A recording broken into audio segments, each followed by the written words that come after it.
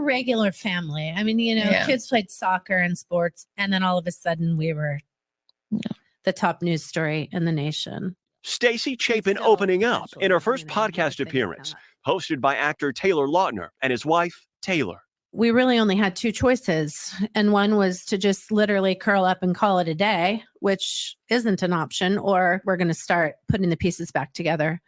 It's been more than a year and a half since Stacey's son, Ethan Chapin, along with Xana Kernodle, Madison Mogan, and Kaylee Gonzalez, were fatally stabbed in their home near the University of Idaho campus. Suspect Brian Kohberger was arrested 6 weeks later. A judge entered a not guilty plea on Kohberger's behalf. The victims' families, though, still awaiting a trial date. This rape, we may never get to trial. Amid a deluge of pretrial motions and hearings. Will you attend the trial when it finally happens? No. Will anyone from your family? I don't think so. Chapin first explaining that decision to Savannah on Today last year. It doesn't change the outcome. It just is energy that doesn't feel like it's well spent. There's other places to put it. Now telling podcast The Squeeze, the family's at peace with the pace of the proceedings. Nothing changes the outcome. We cannot bring Ethan back. The family of another victim, Kaylee Gonzalez, voicing frustration with ongoing delays through an attorney.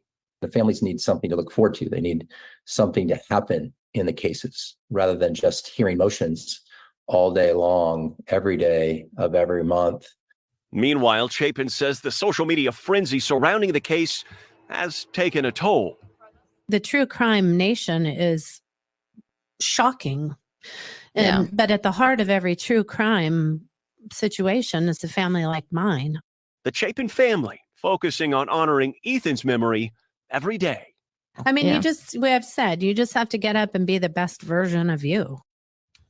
And you can feel the frustrations from the families. And you mentioned they're talking about the hearing to switch the venues has now been pushed back for a couple of months. Why do they keep delaying this? Yeah, Hoda, Brian Kohberger's defense attorneys requested that this date be reset for the end of August. They say one of their experts needs some extra time to finish his surveys of residents and analyze some data. Now, the defense is preparing to argue Kohberger cannot get a fair trial in Latah County, where the murders took place, making a huge impact on that close-knit college town of Moscow. However, prosecutors because this is interesting, too. In the affidavit, I mentioned them tracking the cell phone towers and the cell phone records of Brian Kohberger's phone. They wanted to see if he was stalking the victims ahead of time. And at least 12 prior occasions prior to November 13th, his phone was in the area of the residence. All of these occasions, except for one, occurred in the late evening and early morning hours. For me, that signals premeditation and planning and why he's being charged with first-degree murder. I absolutely agree. I noticed that, and I actually have my affidavit, the hard copy, that I actually have it on that page, that I was looking at it. It looks like he was stalking them, because that's a lot of contact in an area, or presence in an area, one that you don't live in, and the times of day are very unique. So I think the law enforcement and the prosecution can take that information in addition to when the cell phone information is available for the individuals, for the victims in the home. Were they there at those particular times? And to see what type of correlation it was, because we don't yet know the potential relationship between the victims and the alleged perpetrator, or if there was any previous contact. It's kind of hard to say, but it looks like stalking to me based on what is going on here, and that these young ladies and this gentleman, the victims, were not completely aware or didn't have presence of mind to really stay focused on their safety at that time. So it's probably nothing that triggered them to feel so afraid of him if they knew who he was. There is also this from outside the realm of the hearings and the motions. It involves Brian Kohberger well before November 13th, 2022, before that quadruple murder happened, and specifically his interactions with a woman who believes that Kohberger was spying on her electronically in her own home. You may have heard about this story a few months ago. The woman, fellow student and an acquaintance of Bryan Kohberger at Washington State University, told the police that she thought Kohberger was watching her on her home surveillance cameras that she had asked him to help install for her safety. The irony. What had happened was her home was broken into. Things were moved around. Nothing was taken, but she thought it was weird. Not weird enough to call the police, but weird enough to call her friend Bryan Kohberger and ask for help. All of that was just a couple of months before Bryan Kohberger is accused of murdering those 4 young people in their off-campus home near the University of Idaho. And tonight we are hearing from a trusted source inside one of the victims' families that the woman who believes Kohberger spied on her is not happy that her interaction with the mass murder suspect is not part of his prosecution. In fact, we're told that nobody in her local police department has even pursued her claims or shares her fear that her personal private images, maybe nudes, possibly could have been leaked by Bryan Kohberger. Maybe they're out there somewhere. There is some concern that those images would not only be a violation of her privacy, but possibly relevant to the quadruple murder case against Bryan Kohberger. And that is where I turn to Gigi McKelvey. She is the host of Pretty Lies and Alibis, true crime podcast, one of the best in the business. Trust me on that. Gigi, what do you make of this? That the police did not pursue, as this woman apparently is claiming, the severity of her allegations that Bryan Kohberger was spying on her. Yeah, it's shocking, really, because you think about it. Bryan Kohberger started Washington State University in the fall of 2022. So it would show that when he arrived in Washington State, he didn't take long before he started stalking people, which we believe is what happened, with the IDaHO4 at the King Road residence. I mean, he was riding by there and things. But here's the thing. The fact that they're not even investigating this would be easy to prove through electronics if he was connecting to her password and looking at those cameras.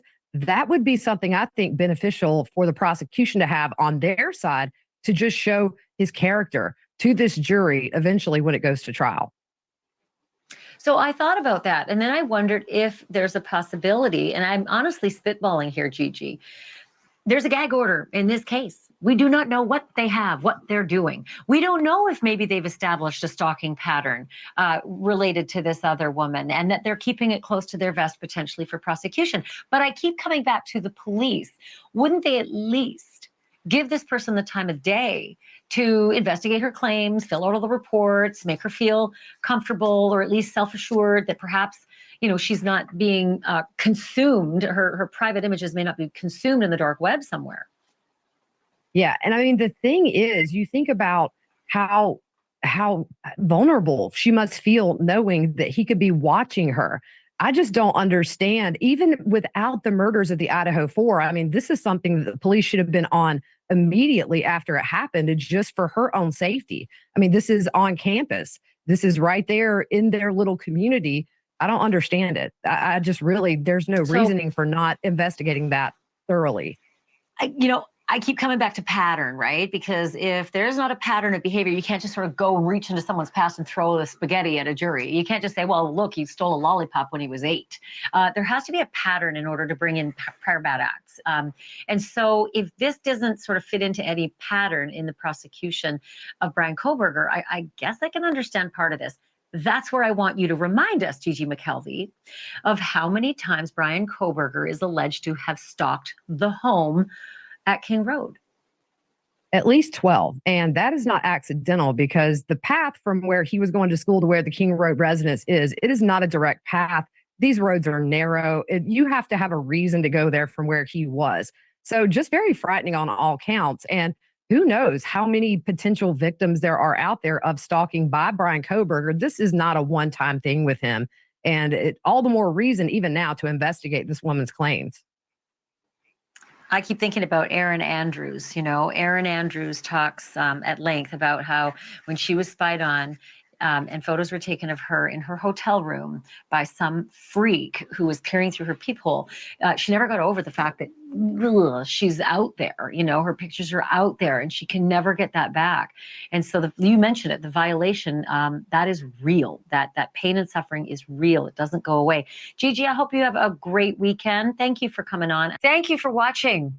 Turn now to a disturbing video you will only see on Local 10 News. A neighborhood on edge tonight because of what one man was seen doing on a Ring camera video. And that video has gone viral in the Century Village community in Pembroke Pines. And that's where Local 10 News investigator Jeff Weinseer is live with the exclusive. Jeff. Nicole, he told police he was simply going for a walk, but he apparently took a detour. And part of that detour was caught on camera. It is the wee hours of the morning, and it is caught on a Ring doorbell camera. Residents who live in the Hawthorne section of Century Village say an unidentified male is seen lurking. They claim peeking into a first-floor apartment window with his hands in his pants. This resident asked not to be identified. In the beginning of the video, I'm sure you saw it, he had his back to the camera, and he had his left hand in front of him, making some kind of movement. Then he turns around with his hand inside his pants in front of the Ring camera. We won't show you the video of his actions or the movement of his hand. These are still pictures. He never exposes himself, but he's cautiously looking around with his hands moving in his shorts. Incredible. It's unbelievable. Police were called, the incident classified as a suspicious incident. Turns out the man lives in Century Village with his father, but not in the building where he was caught on camera. The officer found the actions to be suspicious. He contacted the subject and asked him what he was doing, as he had seen on the video. And the subject basically told him that he couldn't sleep that night and that he went for a walk. Pembroke Pines police say there are no other current similar suspicious incidences that have been reported. But based on what we see in that video at that time, has a crime been committed? Now, at this time, this remains a suspicious incident. There's no evidence of an actual crime. However, we're taking it seriously and we're continuing to investigate. He did not expose himself. If he was peeping in a window, that part of the scenario was not caught on camera. If you have any additional information for police, you're asked to call the Pembroke Pines Police Department. I would say mostly all narcissists are voyeuristic in nature. It goes along with the fact that they're predators and they have to stalk their prey.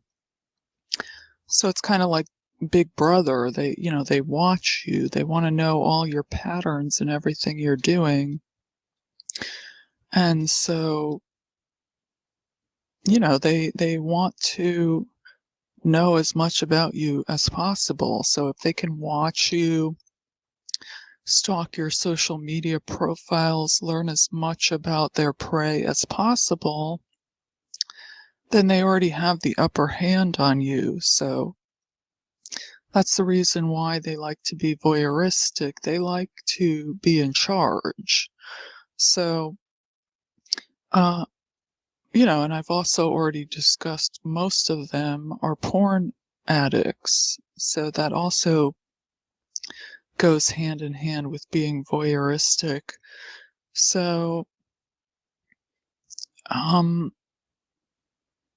in my opinion, it's like one step down from being a full-on criminal, because if you notice, like, if you watch those forensic shows, they often would show like a predator who was stalking a female for months and watching her like come in and out of her house, and they knew all her patterns. So then therefore they knew when to strike, when to attack, or when she would be alone so they could break into the house or climb in through a window.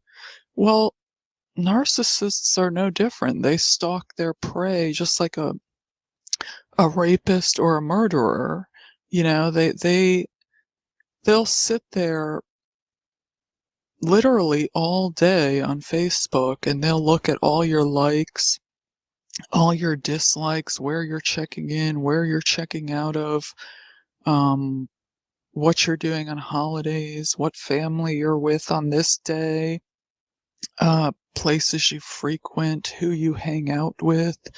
That's why it's critical to either not be on social media or most certainly have a very small, tight-knit group of friends, that you actually know who they are.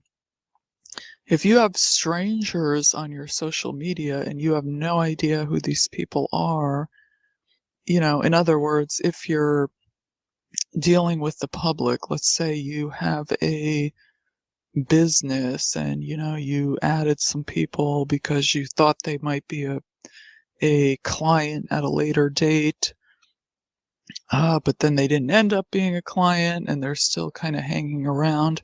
Let's say something like that happened. You have no idea who these people are. And you have no idea why they added you, that you might have thought they were, for some business reason, but it certainly could be something completely different. They could be a predator. You don't know who these people are. So that's why I suggest either completely going off social media or don't add strangers at all and keep a super small group of like 150 to 200 people of people you met these people, you know exactly who they are, like it's your sister or some family member, someone super close.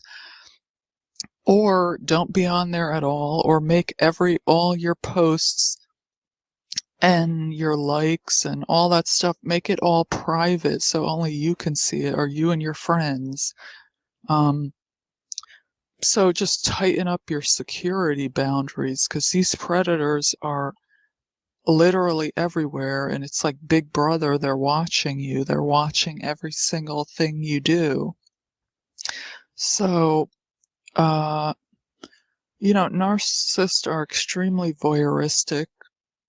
The two I knew literally sat on Facebook 24 hours a day. Like literally, they were on there constantly. Even when they were at work, they were like checking their phone.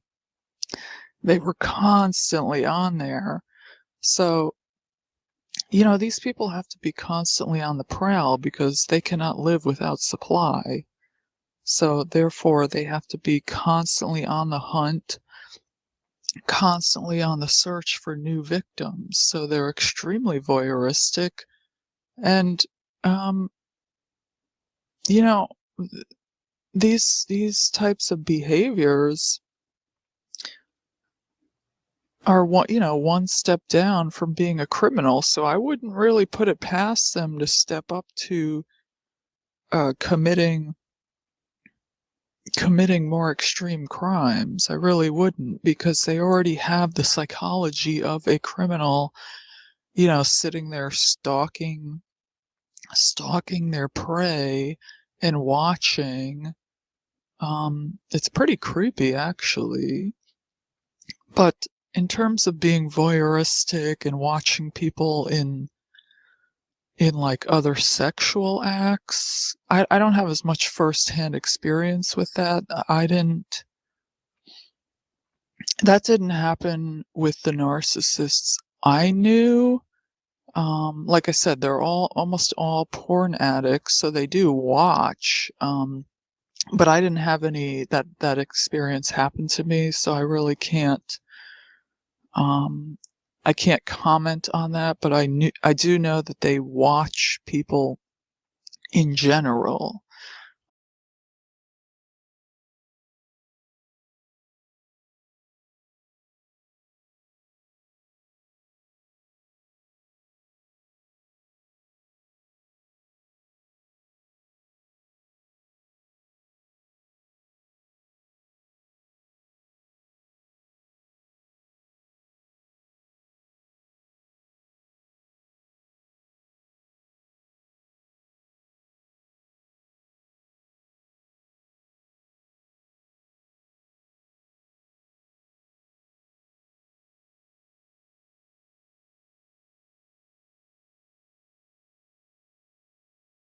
Unsuspecting people. The person being watched may be a kid, disrobing, or engaging in sexual activities. The voyeur may also record these acts for later viewing. Unintentional viewing of such acts is not considered voyeuristic disorder. Voyeurs are also known as peeping toms, who use binoculars, mirrors, and recording cameras while peering through peepholes and windows. Voyeuristic disorder is categorized as a paraphilic disorder and subdivided as a courtship disorder. Amongst that category, the activity of this disorder is in the group of anomalous activities as the behavior is outside of social norms. According to the DSM, the diagnostic criteria for voyeurism is at least 6 months of sexual arousal from observing individuals. If the person has acted on these intense sexual urges or causes clinically sufficient impairment to their job, social or home life from these urges, the individual must be 18, as teenagers could simply be undergoing puberty exploration. Diagnostic features range from self-reporting or through criminal conviction based on evidence. There is a distinction between voyeuristic interest and the disorder. If distress is not present and the person has not acted on the desires, then they are only to have the interest. If those interests bring arousal and are acted upon, then they may be diagnosed with the disorder. Paraphilias such as voyeurism are common in law breaking for its breach in privacy. The prevalence is notably higher in males by 3 times for a total lifetime of about 12%. For females, it is about 4%. Voyeuristic interest usually began in adolescence. However, a diagnosis may only start at 18. The persistence of the disorder is unclear over time. While one or more of the criteria must be satisfied, such as life distress or intense sexual sensations for the disorder, these feelings vary with age, as libido may decay, but acting on said urges will be ample to diagnose an individual. Risk factors of voyeurism turning into the disorder have shown an increase in people who have been sexually abused, abused drugs, and hypersexuality. The causal correlation is not definitive, but these are helpful identifiers. Disorders with substance abuse typically have single voyeuristic episodes but should not involve sexual interest in watching people being nude. Antisocial personality and conduct disorder should lack the sexual interest in watching nude people. If the urges are present and reoccurring even when not intoxicated, this suggests the disorder may be present. Known comorbidities are largely known due to convicts of voyeurism. These comorbidities do not apply to all, but they are as follows: anxiety, bipolar, depressive, antisocial, hypersexuality, ADHD, and conduct disorder. Treatment options for people who have voyeuristic disorder can get cognitive behavior therapy to abate impulses to peep on others while nude. Antidepressants can help chemically fight impulse behaviors as well as support groups. Such groups could be simply education on why it is not socially acceptable. The term peeping toms comes from the legend of Lady Godiva. In order to prevent the poor town of Coventry from paying high taxes, they would need not to look as she rode naked through the street. Well, Tom peeped.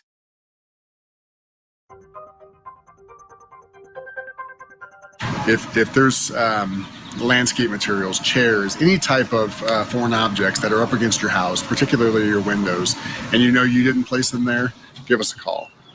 If your screens are in some state of disrepair and you didn't cause that, give us a call.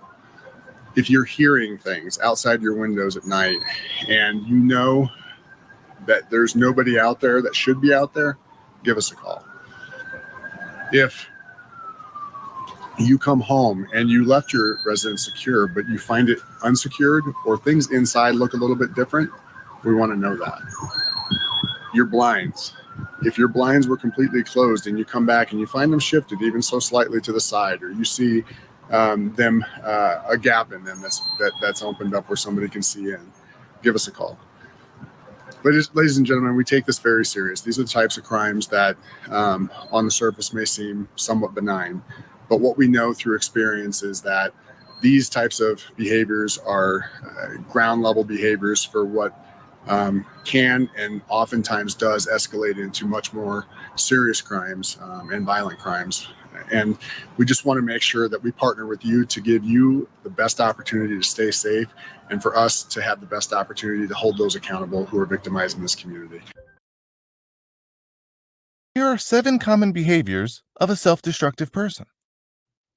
1. You hold on to a self-defeating mindset. Do you struggle with thoughts like, I won't be able to make it? Or, I'm not good enough for this? Do these thoughts plague you before heading into any kind of situation? A self-defeating mindset is when you have a constant stream of negative thoughts about yourself or your relationship with others, and this sorely impacts your self-esteem. A self-defeating mindset can become a self-destructive habit because it does not allow you to be the best version of yourself, and it's caused by no one other than you. 2. You hide from your emotions. When you are hiding from your emotions, you fail to acknowledge both your positive and negative emotions. This results in a forced deception of your emotional state, leading to both physical and mental health issues that impose additional stress on your body. You are at risk of having an outburst of emotions.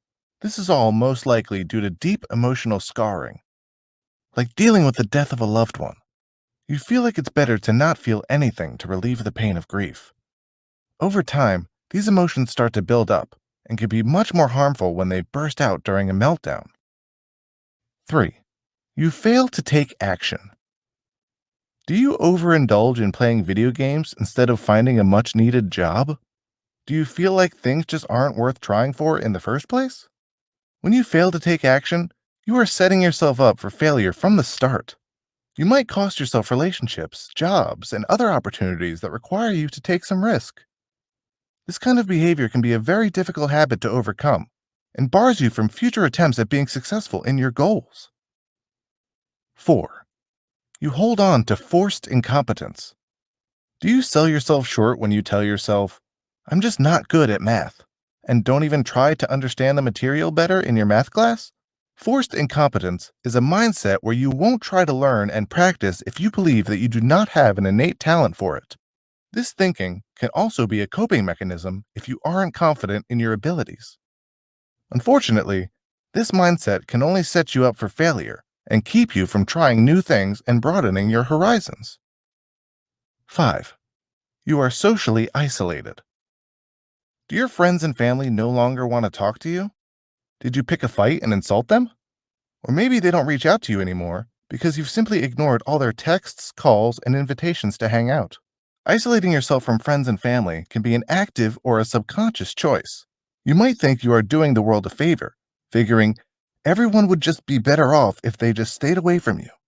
In reality, all you are doing is harming yourself and the people close to you by damaging your relationships and stirring up depression and anxiety for yourself. 6. You are unnecessarily self-sacrificial. Are you so focused on making others happy that you forgot to look for your own happiness? When you're being self-sacrificial, you feel noble, and maybe you've tried to convince yourself that you are doing the right thing. Truthfully, this behavior can actually be more self-sabotaging. Maybe you decided to follow a professional career path only because your parents wanted that particular path for you, but it's now left you mentally and physically exhausted because your heart's never truly been in it. 7. You have problems with alcohol and drug abuse. Abusing the use of alcohol and drugs is much more evident in people who are not happy. By reaching for these substances, you might be using them to escape from your situation. Meanwhile, the world around you keeps going, and you will keep falling behind, and then find yourself in an even worse situation than the one before. This can turn into a cycle that negatively affects your physical and mental health. Do you relate to any of these habits? We hoped this video helped you to recognize some self-destructive behaviors.